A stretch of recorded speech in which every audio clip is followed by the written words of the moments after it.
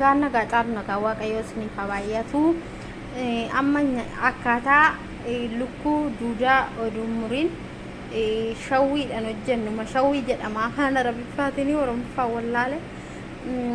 Kunoo shunkurtii qaaraa gurguddaa jechuudha kan nama hin gubne. Kuusaa afaan arabiffaatiin an beeka oromoffaan hin beeku kuusaadha. Kun immoo timaatimiidha. Kun immoo kaarotii. Kunoo shunkurtii adiin as keessa jira. Zayitii ho'ee jira.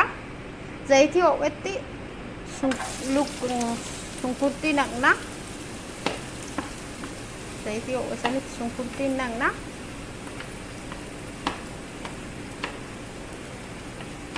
Laalaadha na duuka bu'aa.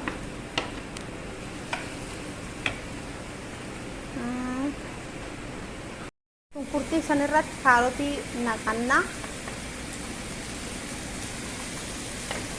Kaarotii naqnee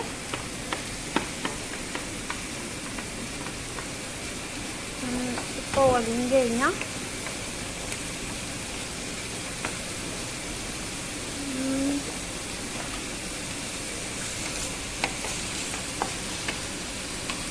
Kan booda McDonald's kususbaaraadha kuni. Kususbaaraa jedhama afaan arabiffaatiin. በአማርኛ ምን ይባላል? ኩስባራ በቃ አረብፋኒ አማርኛን እንደኩ አማሞ ኩሳ ሲናና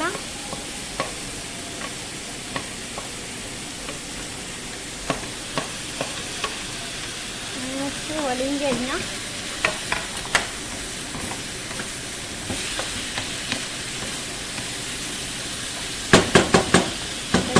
mau kara ini kara adalah kara dan di mati maleda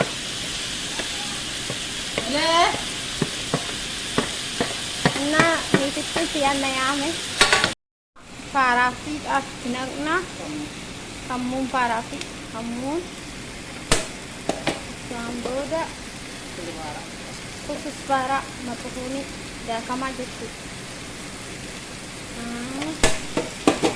Samboda filfil aswad black pepper jedhama ingiliffaan.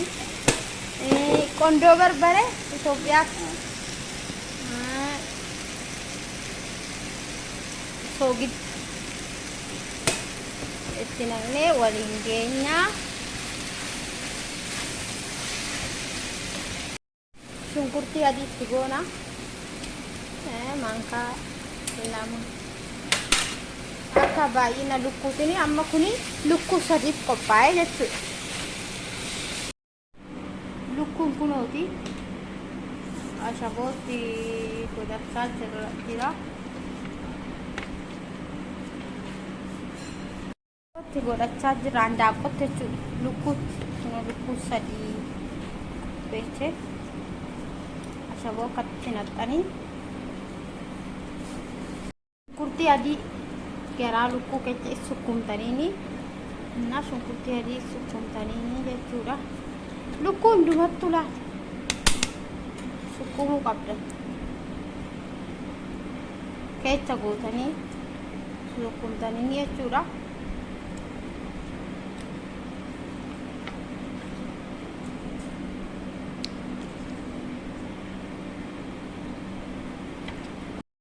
Amma ashoon duratti qophaa'e san kunuula ashoo san garaa lukkuu kanatti naqxanii jechuudha. Kuni maal jedhama? Itoophiyaatti arrustoo jedhama. Asitti immoo afaan arabiffaatiin dijaaj mashawii jedhama. Sinin jedha.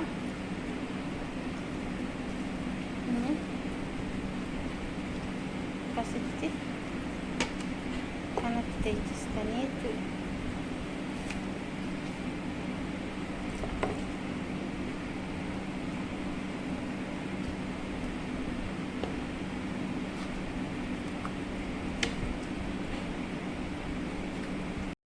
Amma kunoo kalarii halluu jechuudha. Halluu ruuzii irratti naqannu san itti goonaa lukkuutti jechuudha.